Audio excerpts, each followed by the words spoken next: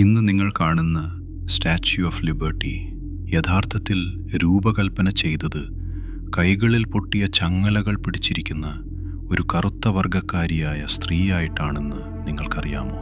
എന്നാൽ അമേരിക്ക ഈ ഡിസൈൻ കണ്ടപ്പോൾ അവരത് നിരസിച്ചു. അമേരിക്ക കുഴിച്ചു മൂടാൻ ശ്രമിച്ച ആ ചരിത്രരൂപം ആരും നിങ്ങളെ പഠിപ്പിച്ചിട്ടുണ്ടാവില്ല.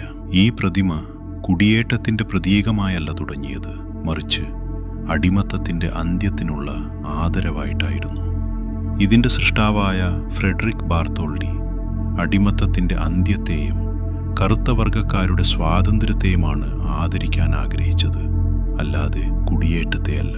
ബാർത്തോൾഡിയുടെ ആദ്യത്തെ ഡ്രോയിങ്ങുകളിൽ ആഫ്രിക്കൻ മുഖലക്ഷണങ്ങളും കരുത്തുറ്റ താടിയെല്ലും നിറഞ്ഞ ചുണ്ടുകളും കൈകളിൽ ഉയർത്തിപ്പിടിച്ച പൊട്ടിയ ചങ്ങലകളുമുള്ള ലിബർട്ടിയെയാണ് കാണിച്ചിരുന്നത്.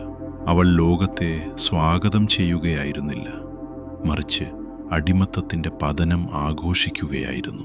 എന്നാൽ അമേരിക്കയ്ക്ക് അടിമത്തത്തെ ഓർമ്മിപ്പിക്കുന്ന ഒരു സ്മാരകം വേണ്ടായിരുന്നു. അവർ ബാർത്തോൾഡിയോട് പറഞ്ഞു, അവളെ കൂടുതൽ വെളുപ്പിക്കുക, യൂറോപ്യൻ രൂപം നൽകുക. അങ്ങനെ അവളുടെ മുഖം മാറ്റി കൈകളിലെ പൊട്ടിയ ചങ്ങലകൾ നീക്കം ചെയ്ത് നിശബ്ദമായി അവളുടെ പാദങ്ങളിലേക്ക് മാറ്റി. സ്റ്റാച്യു ഓഫ് ലിബർട്ടി കറുത്ത വർഗക്കാരുടെ സ്വാതന്ത്ര്യത്തിൻ്റെ സ്മാരകമായിട്ടാണ് തുടങ്ങിയതെങ്കിൽ എന്തുകൊണ്ടാണ് ആ കഥ പാഠപുസ്തകങ്ങളിൽ നിന്ന് വിട്ടുപോയത്? 10 ദശലക്ഷത്തിലധികം ശബ്ദങ്ങൾ നിശബ്ദമാക്കപ്പെട്ടു. അവരെ വീണ്ടും കേൾപ്പിക്കാൻ യുണീക്ക് ടൈംസ് ഇവിടെയുണ്ട്. യുണീക്ക് ടൈംസിനെ പിന്തുടരുക.